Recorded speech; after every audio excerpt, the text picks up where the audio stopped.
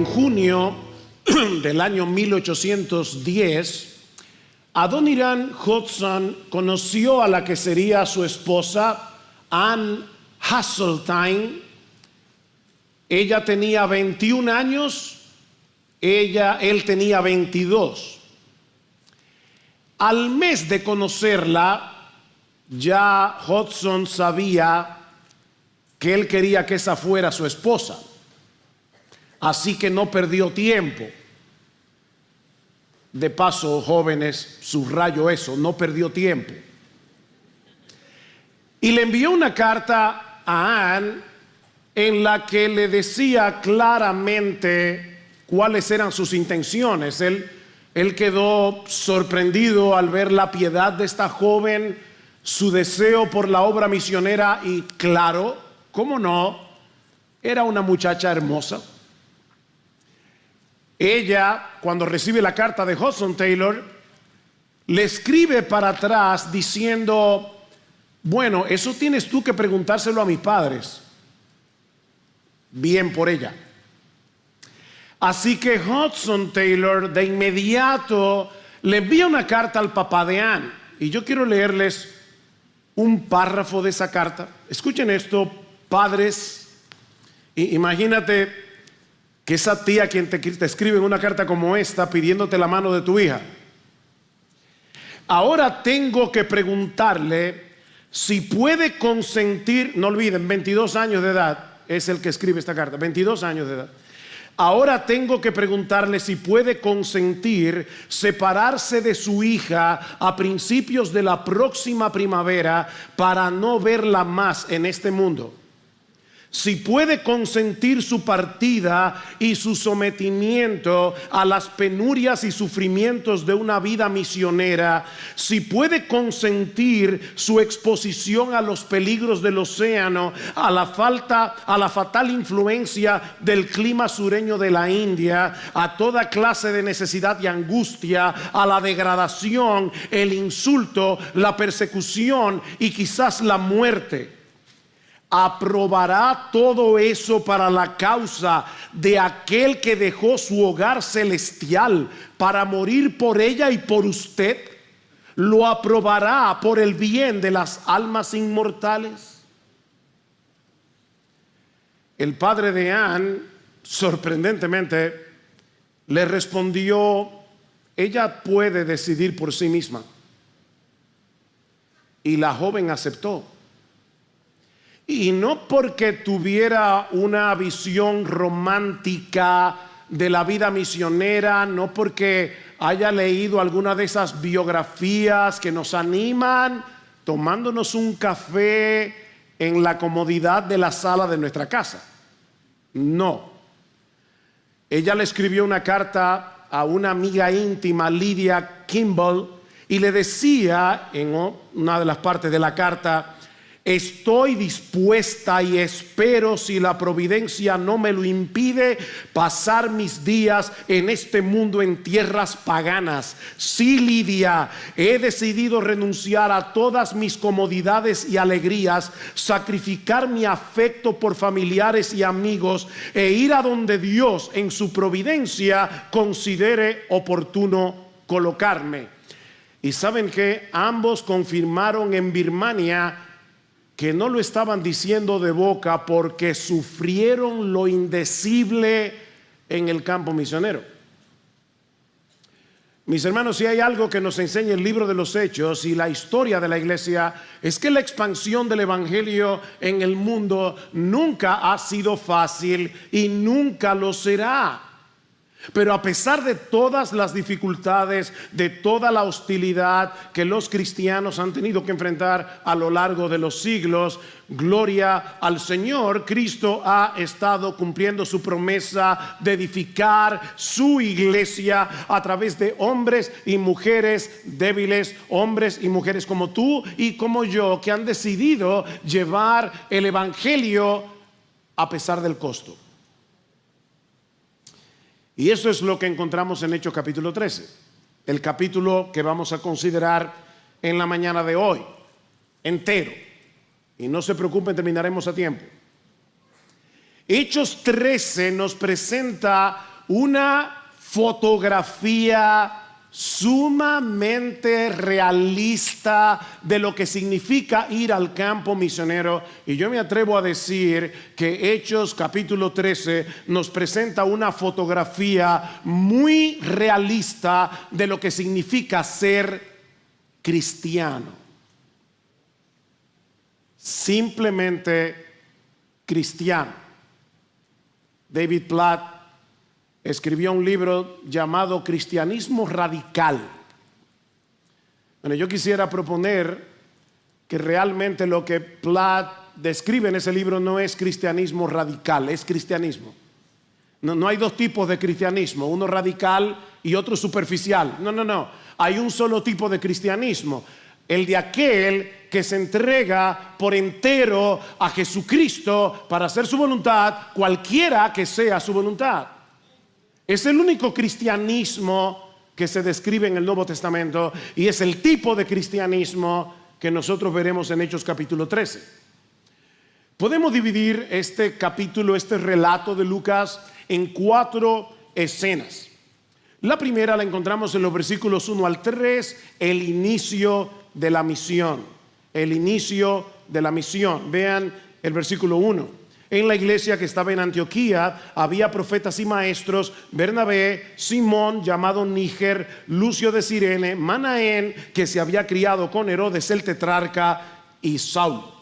La semana pasada, cuando estudiamos Hechos capítulo 11 y 12, vimos que la iglesia de Antioquía estaba en una ciudad pagana, en una ciudad multicultural, y eso es precisamente lo que vemos reflejado en el liderazgo de la iglesia.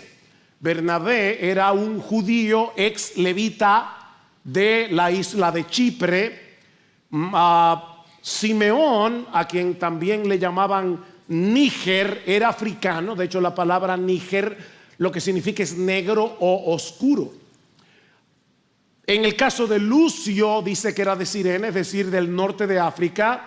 Manaén era alguien que se había criado nada más y nada menos que en la corte real, como hermano adoptivo de Herodes. Increíble cómo un hombre como Herodes puede tener como hermano adoptivo a un individuo que no solamente se convierte al Señor, sino que al mismo tiempo viene a ser uno de los líderes de la iglesia en Antioquía. Y el último de la lista es el más conocido, Saulo de Tarso, antiguo fariseo y perseguidor de la iglesia, educado en Jerusalén.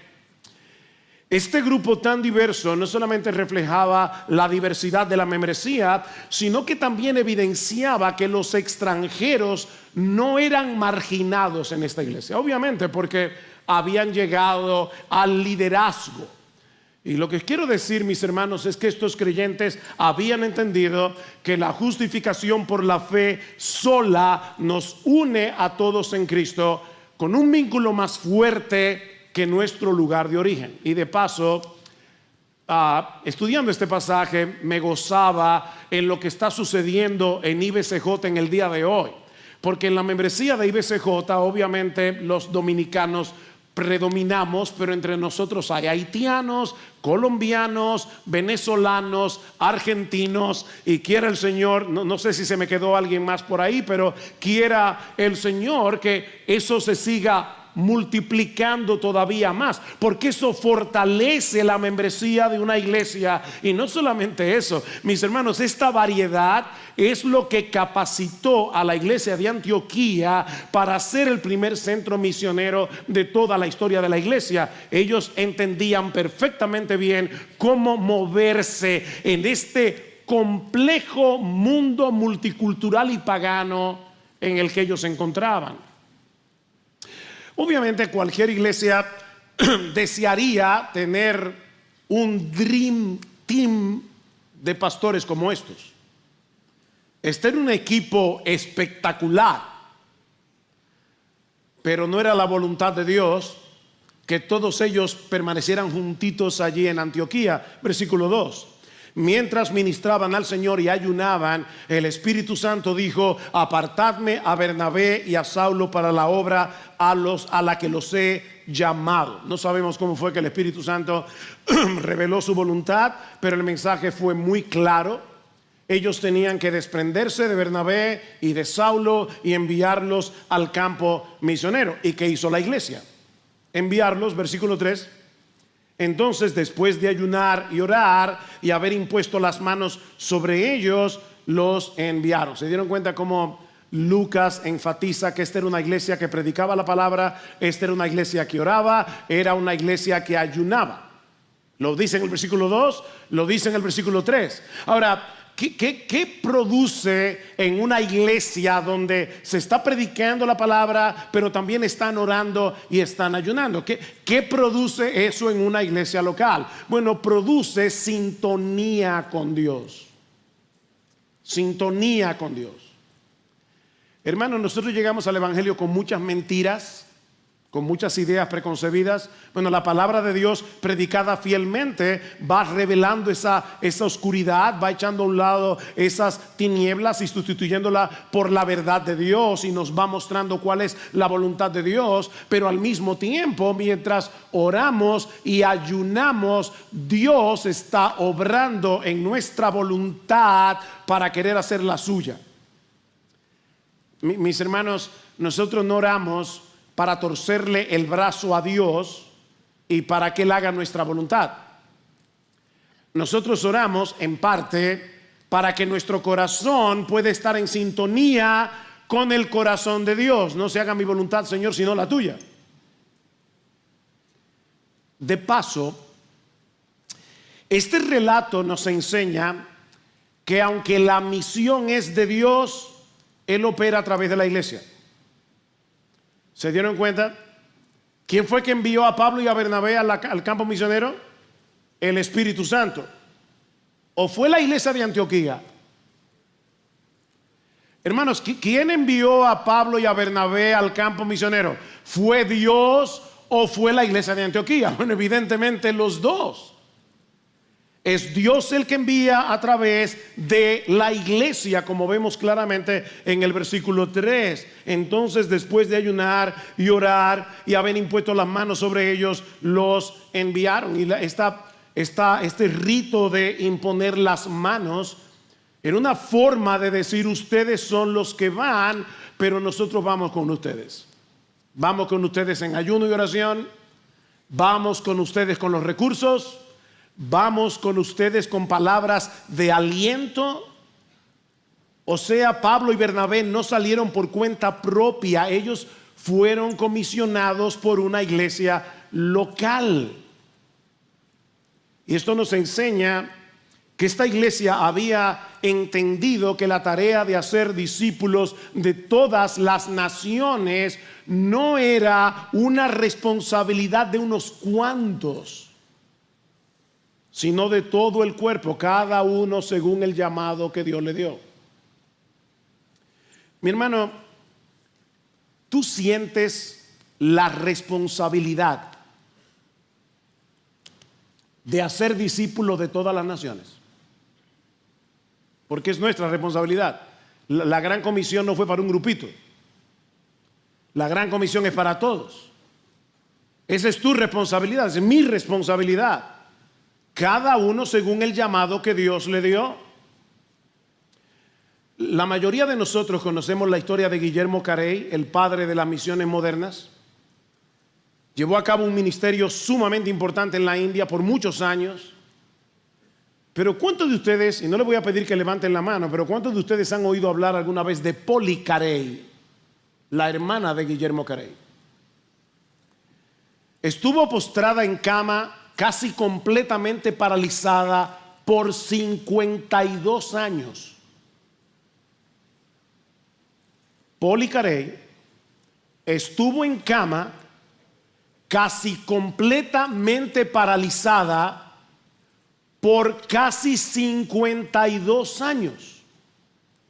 Y sin embargo, esta mujer jugó un papel crucial en la obra misionera a través de sus oraciones. Carey, su hermano, la mantenía al tanto del avance de la obra a través de sus correspondencias, y ella oraba diariamente por cada una de estas cosas. Ella no pudo viajar, ella no pudo predicar, pero su ministerio de oración tuvo un impacto eterno que solamente Dios conoce. Mis hermanos, en la obra del Señor no todos harán lo mismo, pero todos fuimos llamados a lo mismo. Déjeme repetir eso otra vez.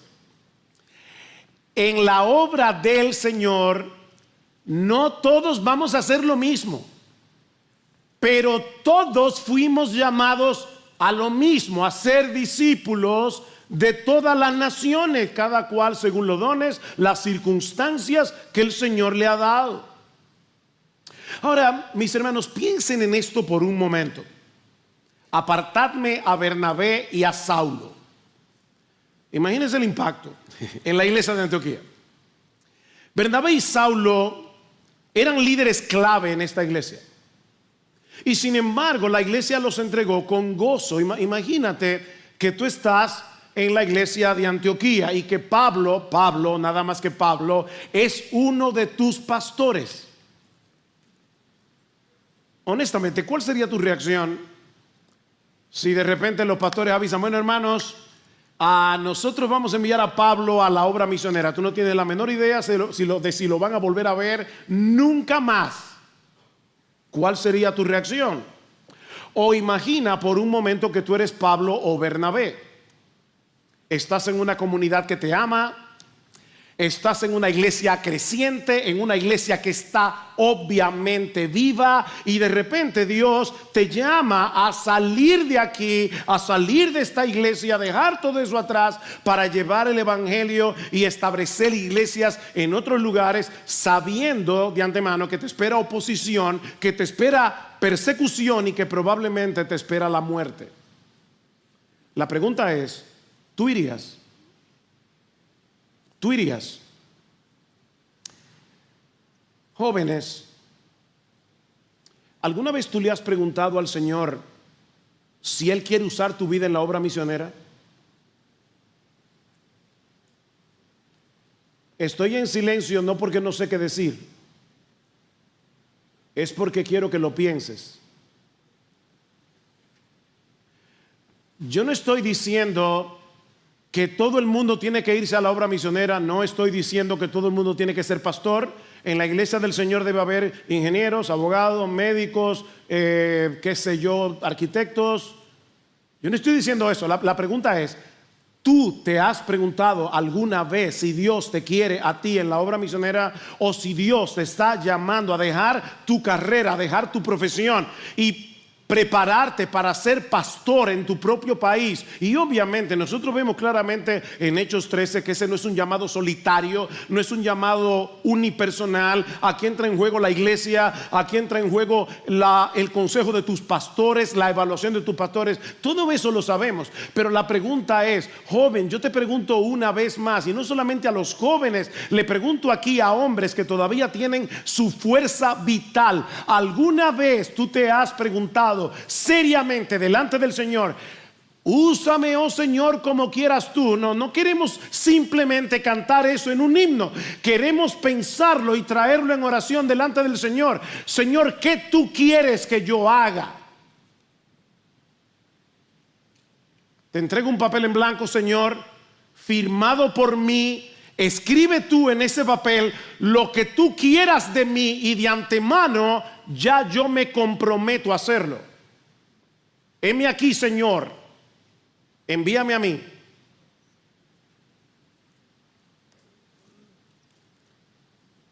¿Qué pasaría si el Señor llamara a uno de tus hijos a la obra misionera o al ministerio pastoral?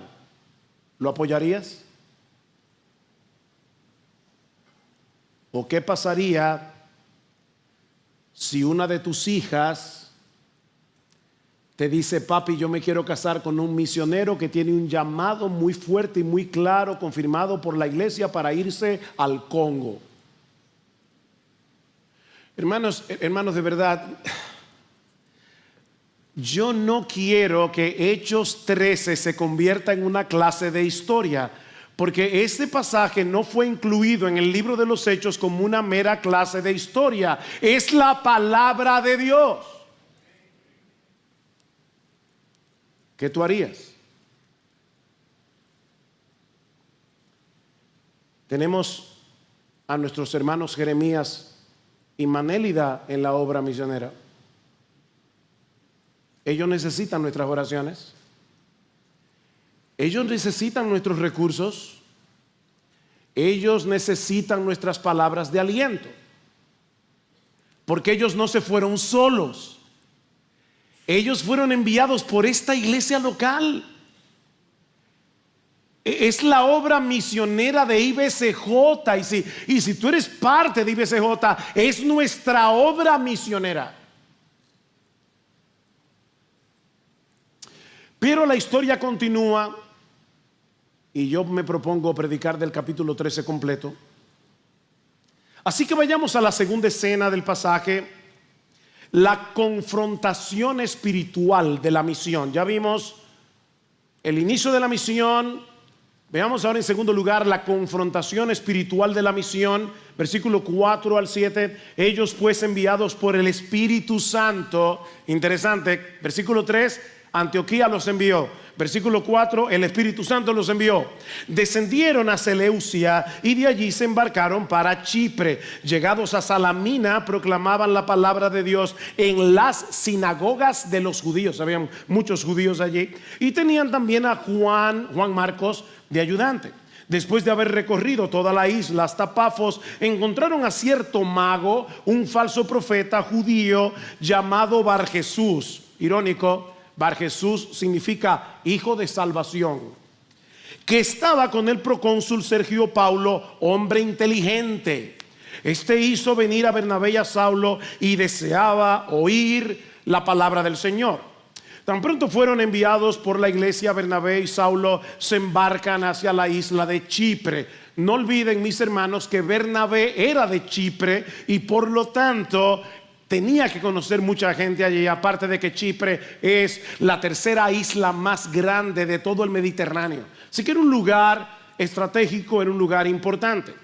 En Chipre comienzan a predicar la palabra en diferentes sinagogas hasta llegar a la ciudad de Pafos. Pafos era el centro político de la región. En Pafos se encuentran con dos personajes. Por un lado, Sergio Paulo era procónsul romano de Chipre, y es interesante que Lucas lo describe como un hombre inteligente. ¿Y por qué Lucas subraya ese dato acerca de Sergio Paulo? Bueno, probablemente para decirnos, no era un hombre crédulo, no era un hombre manipulable, era un hombre culto y era un hombre de influencia. Y por el otro lado está Barjesús, también llamado Elimás, un falso profeta judío que se hacía pasar por mago. Ahora, niños, escuchen esto con cuidado aquí. La palabra mago no significa que Elimás daba shows de magia donde sacaba conejos de un sombrero de copa. No, la idea es que él practicaba el ocultismo. O sea, él trataba de ponerse en contacto con los poderes oscuros de las tinieblas, lo cual es bastante raro, por cierto, porque en Deuteronomio se prohibía tajantemente a los judíos que consultaran con los muertos, que fueran mediums y todo eso. Así que era raro que un judío fuera al mismo tiempo ocultista. Y es obvio que Elimás tenía cierta influencia en el procónsul. Así que tan pronto Sergio Paulo expresa su deseo de escuchar la palabra, Elimás comienza a ponerle resistencia. Versículo 8. Pero Elimás, el mago, pues así se traduce su nombre, se les oponía tratando de desviar de la fe al procónsul. O sea, viendo que su negocio peligraba, Elimás está dispuesto a hacer lo que sea con tal de impedir que la verdad de Dios llegue al procónsul. Hermanos, esta escena nos recuerda que cuando predicamos el evangelio nos estamos metiendo en un conflicto espiritual. Predicar el evangelio es una guerra Es una guerra en el campo misionero, es una guerra donde quiera que nosotros vayamos con la palabra de Dios. Estamos atacando la fortaleza del mismo diablo con la palabra de Dios. Así que obviamente este no era el momento para ser políticamente correctos y evitar el conflicto. ¿Qué hizo Pablo? Versículo 9. Entonces Saulo, llamado también Pablo, ojo, es la primera vez en todo el libro de los Hechos donde a Saulo se le llama Pablo, y a partir de ahora ese será el nombre con el que Pablo será conocido, por el hecho de que Pablo era el nombre que sus padres le habían puesto para poder moverse en el mundo grecorromano. Y como las misiones ahora van a los gentiles, ahora ya Saulo va a ser recordado como Pablo, el apóstol a los gentiles. Entonces Saulo, llamado también Pablo, lleno del Espíritu Santo, fijando la mirada en él, dijo: tú, hijo del diablo, que estás lleno de todo engaño y fraude, enemigo de toda justicia, ¿no cesarás de torcer los caminos rectos del Señor? Wow. Sergio Paulo era un hombre inteligente, ya lo vimos. Pero tal parece que hasta la llegada de los misioneros había sido atraído hacia el ocultismo. Y eso es algo que nosotros vemos en el día de hoy. Personas cultas, inteligentes, estudiadas, que sin embargo creen cada tontería. Por supuesto, el ocultismo hoy tiene varios disfraces: nueva era, feng shui, coaching místico para enseñarte a conectarte con el universo. Pero es ocultismo con otro disfraz. Pablo sabía que lo que estaba en juego aquí era la salvación eterna de Sergio Paulo y tal vez la del mismo Elimás, y es por eso que reacciona con tanta firmeza. Hermanos, cuando leemos este texto, no pensemos que Pablo cogió un pique con Elimás, porque esa no es la idea. De hecho, noten lo que dice Lucas: Pablo estaba lleno del Espíritu Santo, así como Elimás estaba lleno de todo engaño y de todo fraude. Era un hijo del diablo tratando de torcer los caminos rectos del Señor. Así que el mismo Espíritu Santo que movió a Pablo y a Bernabé a ir a la obra misionera es el Espíritu Santo el que le está dando a Pablo esta firmeza para defender el Evangelio. Y de inmediato el juicio de Dios cae contra Elimás. Versículo 11. Ahora he aquí, la mano del Señor está sobre ti, te quedarás ciego y no verás el sol por algún tiempo. Al instante niebla y oscuridad cayeron sobre él e iba buscando quien lo guiara de la mano. Este hombre que se oponía a la luz del Evangelio ahora es físicamente incapacitado para ver. Mi amigo, déjame decirte algo: tarde o temprano, todos los que se le oponen a Dios terminarán envueltos en tinieblas. La Biblia le llama al infierno las tinieblas de afuera. No hay forma de ganar la batalla cuando el contendiente es Dios. Pelear contra Dios es embarcarse en una guerra que está perdida de antemano. Elimás quedó ciego, Sergio Paulo se convierte al Señor. Versículo 12. Entonces el procónsul, cuando vio lo que había sucedido, creyó, subrayo esto, maravillado de la doctrina del Señor. O sea, lo que maravilló a Sergio Paulo no fue tanto la ceguera de Elimás, fue la doctrina del Señor. ¿Se dieron cuenta? Maravillado por la doctrina del Señor. En otras palabras, no fue el poder milagroso lo que lo llevó a la fe, sino el poder de la palabra de Dios. El milagro obviamente llamó su atención, pero fue la verdad del Evangelio lo que transformó su corazón.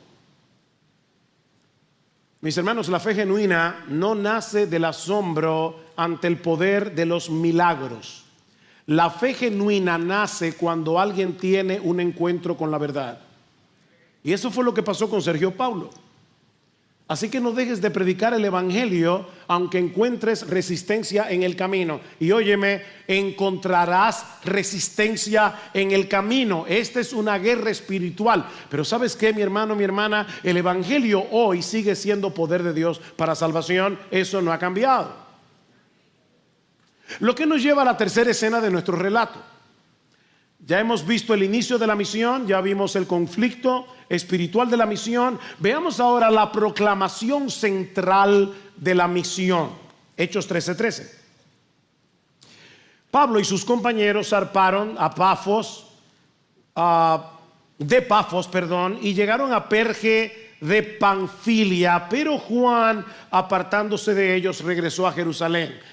Mis hermanos, nosotros no sabemos por qué Juan Marcos se apartó de ellos. Han habido muchísimas especulaciones. Yo no tengo mucho tiempo en esta mañana para entrar en todo esto. Solo quiero señalar dos cosas. Una, que esta deserción de Juan Marcos iba a causar un conflicto más adelante en la relación entre Pablo y Bernabé. Pero en segundo lugar, que Dios es un Dios de segundas oportunidades. Porque este Juan Marcos, que desertó la obra misionera, que causó ese problema entre Pablo y Bernabé, es el mismo que escribió el Evangelio de Marcos. Y es el mismo del que Pablo dirá más adelante: Marcos me es útil para el ministerio. Así que, mis hermanos, a veces nos estrellamos contra una pared, pero Dios es un Dios de segundas oportunidades. Ahora sigamos adelante. Versículo 14. Mas ellos, saliendo de Perge, llegaron a Antioquía de Pisidia. Por favor, deténganse ahí un momentito. En el mundo greco-romano había 16 Antioquías, 16 ciudades. Por eso es que hay que distinguir Antioquía de Siria, Antioquía de Pisidia, porque si no nos perdemos. Ahora, lo que me llama la atención es la forma tan breve, tan casual, como Lucas dice: salieron de Perge y llegaron a Antioquía. Ok, déjeme meter en el texto algunos detalles. Perge estaba a 160 kilómetros de Antioquía. O sea, es como que Pablo y Bernabé salieron a pie de la capital y llegaron a Puerto Plata. ¿Ya tienen una idea? Por caminos muy difíciles, llenos de ladrones, y para colmo cuesta arriba, porque Antioquía de Pisidia se encuentra a 1000 metros sobre el nivel del mar. Y Lucas dice tan simplemente: ellos salieron de Perge y llegaron a Antioquía. Estos hombres estaban dispuestos a lo que sea con tal de predicar la palabra del Señor. Mis hermanos, si el evangelio es lo que tú y yo decimos que es, el mensaje de salvación que puede hacer la diferencia entre el cielo y el infierno, entonces vale la pena predicarlo. No importa lo que cueste, vale la pena predicarlo. Versículo 14b. Y en el día de reposo entraron a la sinagoga y se sentaron. Después de la lectura de la ley, los profetas, los oficiales de la sinagoga les mandaron a decir: hermanos, si tenéis alguna palabra de exhortación para el pueblo, hablad. Eso era muy típico en la sinagoga en ese tiempo. Pablo se levantó y, haciendo seña con las manos, dijo: hombres de Israel, y vosotros que teméis a Dios, escuchad. El sermón que Pablo predica a continuación ocupa gran parte del capítulo 13. Ya ustedes escucharon la lectura de la palabra al inicio del servicio. Y es muy similar al de Esteban en Hechos capítulo 7, solo que Pablo está enfatizando cosas diferentes. Obviamente no podemos ver este sermón con todos los detalles, pero sí debemos destacar dos cosas de este sermón. Dos cosas solamente. En primer lugar, la centralidad de Dios en todo el sermón. Si leen el mensaje, léanlo en sus casas tranquilamente, se van a dar cuenta que Pablo menciona 16 veces a Dios en este sermón. 16 veces. Él es el sujeto de casi todos los verbos que aparecen en este sermón, explícita o implícitamente. ¿Y eso qué quiere decir? Bueno, que Pablo está insistiendo en el hecho de que Dios es el actor central de la historia de la redención. Dios es el protagonista. Lo segundo es la forma como Pablo conecta la historia de Israel con la persona y la obra de Jesús. Mira, mi hermano, si tú quieres entender cada vez mejor el Antiguo Testamento, estudia cuidadosamente los sermones del libro de los Hechos y te vas a dar cuenta que todo el Antiguo Testamento nos apunta hacia Cristo. Pablo nos va llevando a través de las promesas, de los pactos, del éxodo, del reino de David, para mostrar que toda la escritura converge en la persona de Jesús. Eso fue lo que Cristo le dijo a los discípulos de Maús. ¿Recuerdan? Oh insensatos y tardos de corazón para creer todo lo que los profetas han dicho. No era necesario que el Cristo padeciera estas cosas y que luego entrara en su gloria. Y dice que comenzando desde Moisés y siguiendo por todas las escrituras, les mostraba lo que la Biblia decía de él en todas partes. Cristo es el centro del Antiguo Testamento y del Nuevo Testamento. Él es el cumplimiento de las promesas hechas en el Antiguo Testamento. Vean el versículo 27. Pues lo que habitan en Jerusalén y sus gobernantes, sin reconocerle a él ni las palabras de los profetas que se leen todos los días de reposo, cumplieron estas escrituras condenándole. Dios es soberano. Ellos, sin saberlo, odiando y rechazando al Mesías, cumplieron las escrituras. Pero no se queda allí.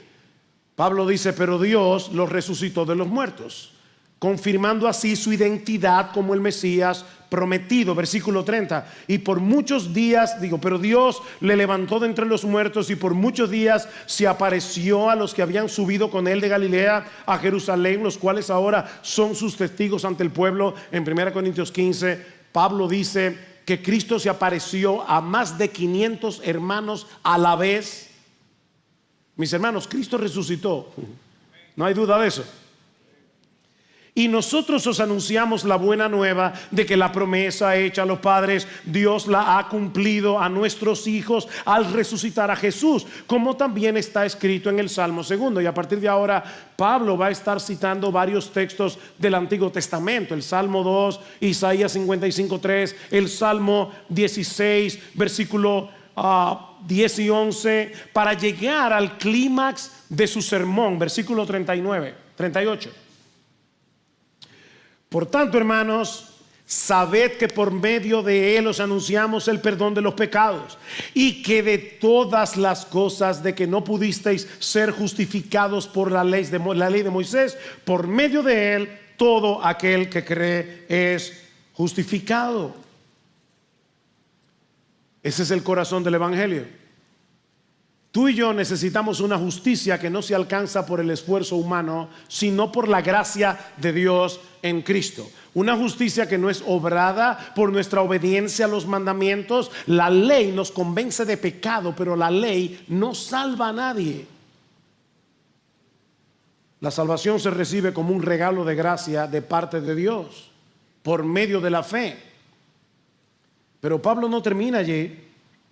Si bien es cierto que el evangelio es una buena noticia, rechazarlo es la peor desgracia que puede tener un hombre. Dice el versículo 40, tened pues cuidado de que no venga sobre vosotros aquello de que se habla en los profetas. Y ahora va a citar Habacuc 1:5, mirad burladores, maravillaos y pereced, porque yo hago una obra en vuestros días, una obra que nunca creeríais, aunque alguno os la describiera. En otras palabras, Pablo está diciendo, no piense que ustedes pueden rechazar el evangelio sin consecuencias. Mi amigo, no pienses que tú puedes rechazar el evangelio sin consecuencia. Lo mismo que ocurrió en los días de Habacuc va a suceder con ustedes, le dice Pablo. Dios ha hablado en Cristo, ofreciéndonos en Él la justicia que necesitamos para poder comparecer ante su tribunal. Ignorar lo que Dios ha dicho y ha hecho en Cristo no es neutralidad, es rebelión. Quizás alguno aquí dice: no, pero yo nunca he hablado mal del Evangelio, simplemente que no me importa. Yo soy neutral, yo creo en todas las religiones, que todas están bien, cada cual que crea lo que quiera. No, ignorar el Evangelio no es neutralidad, es rebeldía contra Dios. Y de paso, este pasaje nos muestra que no basta con ser personas religiosas, ni con conocer las historias bíblicas. Jóvenes, muchos de ustedes se han criado en la iglesia, han escuchado las historias bíblicas en la escuela dominical. Eso no basta. Estos judíos eran religiosos, estos judíos conocían las escrituras del Antiguo Testamento mejor que muchos cristianos evangélicos en el día de hoy. La pregunta es si hemos abrazado personalmente a Cristo como nuestra única esperanza por medio de la fe. Esa es la pregunta. Mira, joven, niños que están aquí, ¿es posible estar expuestos a las escrituras semana tras semana y sin embargo rechazar su mensaje central? Que Cristo ha venido, Cristo murió, Cristo resucitó, está sentado a la diestra de Dios y ahora llama a todos sin distinción a arrepentirse y creer. ¿Cómo reaccionaron ellos a la predicación de Pablo? Bueno, algunos se convirtieron al Señor. Versículo 42. Al salir Pablo y Bernabé, la gente les rogaba que el siguiente día de reposo les hablaran de estas cosas. Y terminada la reunión de la sinagoga, muchos de los judíos y de los prosélitos temerosos de Dios siguieron a Pablo y a Bernabé, quienes hablándoles les instaban a perseverar en la gracia de Dios. Pero otros se llenaron de envidia y reaccionaron con más hostilidad. Y eso nos lleva a la última escena, muy brevemente, que encontramos en este relato: la creciente resistencia a la misión. La creciente resistencia a la misión. Versículo 44. El siguiente día de reposo, casi toda la ciudad se reunió para oír la palabra del Señor. Pero cuando los judíos vieron la muchedumbre, se llenaron de celo y blasfemando contradecían lo que Pablo decía. ¿Oyeron eso? Contradecir el Evangelio es una blasfemia, es blasfemar contra Dios. Entonces Pablo y Bernabé hablaron con valor y dijeron: era necesario que la palabra de Dios os fuera predicada primeramente a vosotros los judíos, mas ya que la rechazáis y no os juzgáis dignos de la vida eterna, he aquí nos volvemos a los gentiles. La historia de las misiones acaba de dar un giro determinante en ese versículo. Aunque Pablo y Bernabé habían comenzado predicando el Evangelio en las sinagogas, cuando los líderes judíos rechazan el Evangelio, ellos se vuelven hacia los gentiles. Y a partir de ahora, el movimiento misionero iba a ser universal. Versículo 47. Porque así nos lo ha mandado el Señor. Te he puesto como luz para los gentiles, a fin de que llevéis la salvación hasta los confines de la tierra. Pablo está diciendo: el hecho de que la misión ahora sea universal no es un accidente, no fue provocado simplemente por el rechazo de los judíos. Es que Dios desde el principio le había prometido a Abraham que la promesa dada a Abraham y a su descendencia era para todos aquellos que creían en el descendiente de Abraham llamado Jesús. No importa de qué nación venga, benditas serán en ti todas las familias de la tierra. Así que a partir de este momento tan crucial, la misión ya no se va a concentrar en el pueblo judío. como punto de partida, sino en todos los pueblos de la tierra. ¿Y saben qué? En ese versículo está la razón de por qué hace más de un siglo el evangelio llegó a la República Dominicana. En ese versículo. La iglesia del primer siglo entendió a partir de ese momento que el evangelio era universal. Si no, tú y yo no estaríamos aquí. Ese plan que Dios tiene con todas las familias de la tierra no puede fracasar. ¿Sabes por qué? Porque no depende de los hombres, depende de Dios. Versículo 48. Oyendo esto, los gentiles se regocijaban y glorificaban la palabra del Señor, y creyeron cuantos estaban ordenados o destinados a la vida eterna. ¡Wow! ¡Qué declaración teológica más profunda! Lucas está enfatizando la soberanía de Dios en la salvación en términos muy claros. La salvación es del Señor. Ahora, mis hermanos, Lucas no introduce esto aquí para discutir, como ocurre lamentablemente en el día de hoy en muchas iglesias evangélicas, si la salvación está en las manos del hombre o si la salvación está en las manos de Dios. Ese conflicto no existía en la iglesia primitiva. O sea, Lucas no nos está dando aquí un versículo para apoyar las doctrinas de la gracia. Eso estaba claro en la mente de las iglesias del primer siglo. Ese no es el punto aquí. Esta declaración no se encuentra en este lugar para generar controversias, sino para mostrar que a pesar del rechazo humano, la gracia de Dios sigue triunfando. Mira, mi hermano, predica la palabra.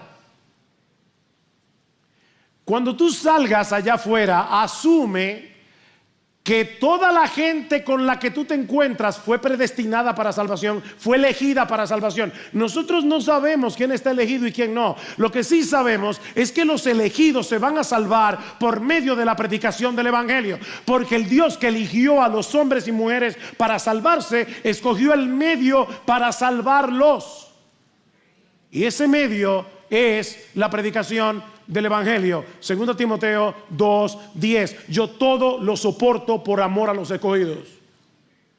Todo lo soporto por amor a los escogidos, para que ellos obtengan también la salvación que es en Cristo Jesús con gloria eterna. Así que predica con confianza.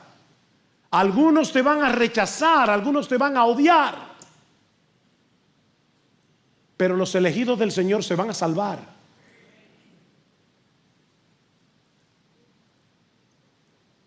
Mis hermanos, la misión avanza porque Dios sigue llamando eficazmente a los suyos. Versículo 49. Y la palabra del Señor se difundía por toda la región, pero los judíos instigaron a las mujeres piadosas y distinguidas. Óigame, mujeres piadosas, piadosas según el patrón judío, y distinguidas, y a los hombres más prominentes de la ciudad, y provocaron una persecución contra Pablo y Bernabé y los expulsaron de su comarca. ¿Qué hicieron ellos? Entonces estos sacudieron el polvo de sus pies contra ellos y se fueron a Iconio. ¿Qué significa esto de sacudir el polvo de los pies?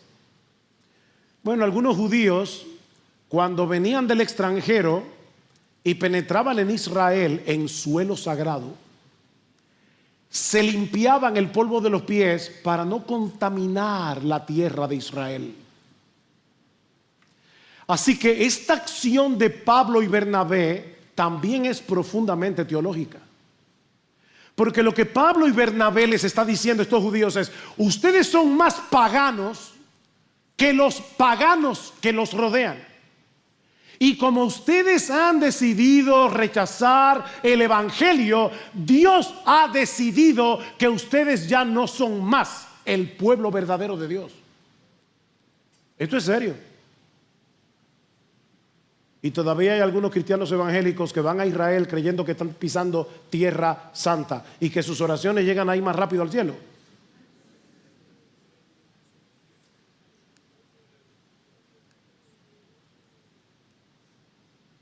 La narración de Lucas termina con una declaración sorprendente, versículo 52. Y los discípulos estaban continuamente llenos de gozo y del Espíritu Santo. Por favor, no olviden el contexto. Estos creyentes acaban de experimentar una oposición intensa. Pablo y Bernabé fueron expulsados. ¿Usted se imagina lo que es eso? Expulsados como una plaga. Pero Lucas nos está mostrando aquí que la oposición, oye bien mi hermano, mi hermana, la oposición no apaga el gozo del creyente, lo intensifica. Porque la fuente de ese gozo no es el aplauso de los hombres. De hecho, ni siquiera el éxito ministerial. La fuente de ese gozo es el Espíritu Santo. El Espíritu no solo nos consuela en la aflicción, el Espíritu nos revela a Cristo como nuestro más grande tesoro, como nuestro bien supremo, aún en medio del dolor. Ese es el secreto del gozo cristiano.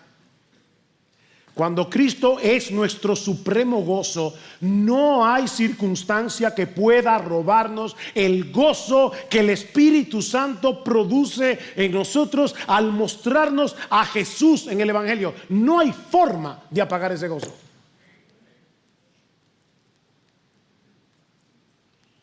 Y esa es la clase de cristianismo que respalda el Evangelio que nosotros predicamos. Cuando la gente nos ve sufrir por Cristo y a nosotros todavía aferrados a Cristo, le estamos diciendo al mundo: ¿sabes por qué yo estoy dispuesto a sufrir por causa de su nombre? Porque Él vale más que todo lo que yo pueda perder.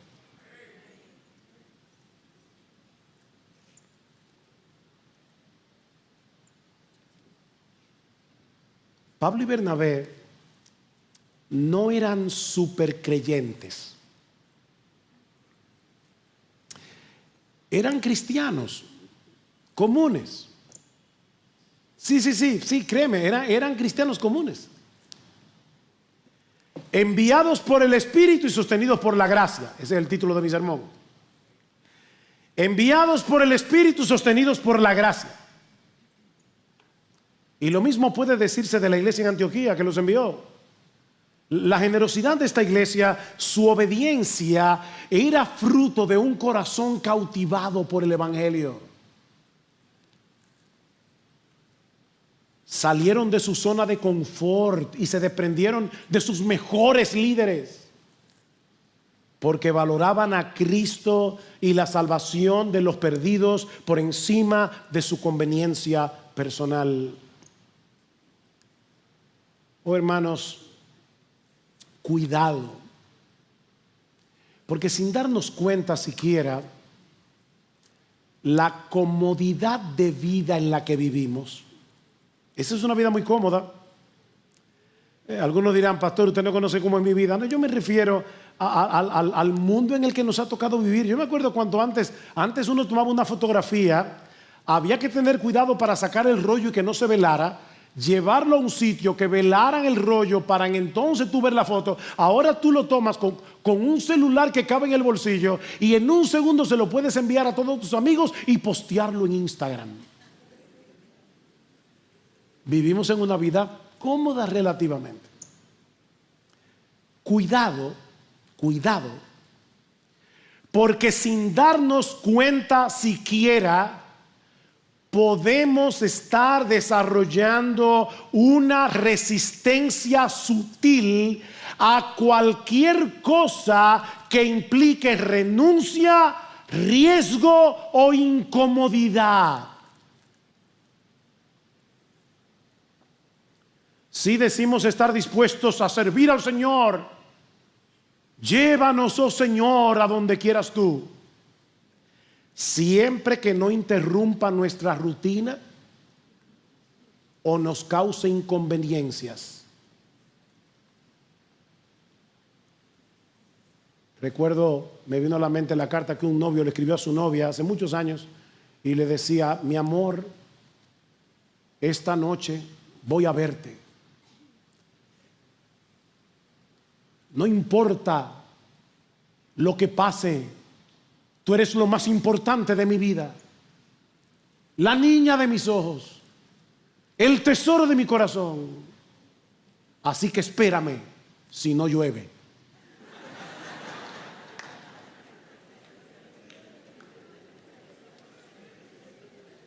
Créanme que mi intención no fue hacer un chiste, fue hacer un punto. Sí, Señor, llévame, pero que no se te ocurra llevarme ni aquí, ni allí, ni allí, ni para hacer esto, para hacer aquello, para hacer lo otro.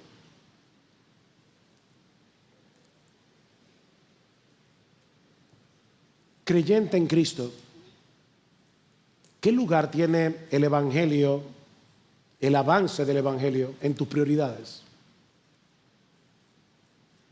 ¿Dónde entra la misión en tu agenda, en tus planes, en tus oraciones, en tus recursos?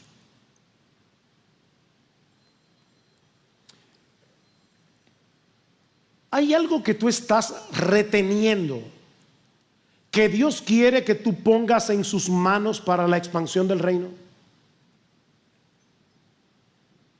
Por favor, piénsalo. ¿Cuáles son esas zonas de comodidad que te están impidiendo responder con libertad al llamado del Señor? Yo les decía hace un rato, este relato en Hechos 13 no es una mera clase de historia. El Espíritu Santo sigue enviando, la gracia de Dios sigue sosteniendo lo mismo que hace 2000 años.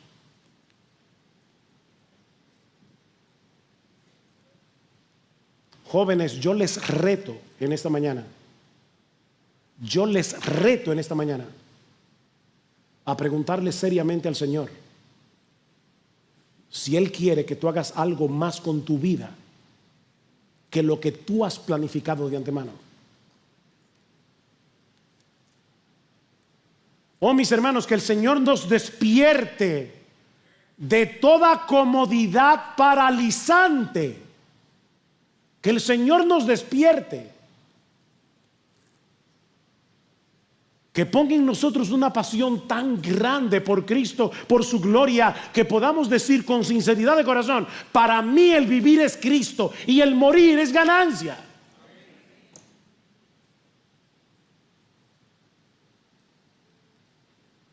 No hay gozo más grande ni propósito más trascendente que vivir para Cristo y para hacer avanzar el evangelio de su gloria, desde donde estamos y hasta lo último de la tierra.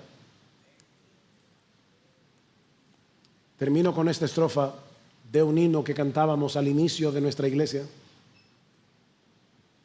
Solo una vida pronto pasará, solo lo que es para Cristo durará.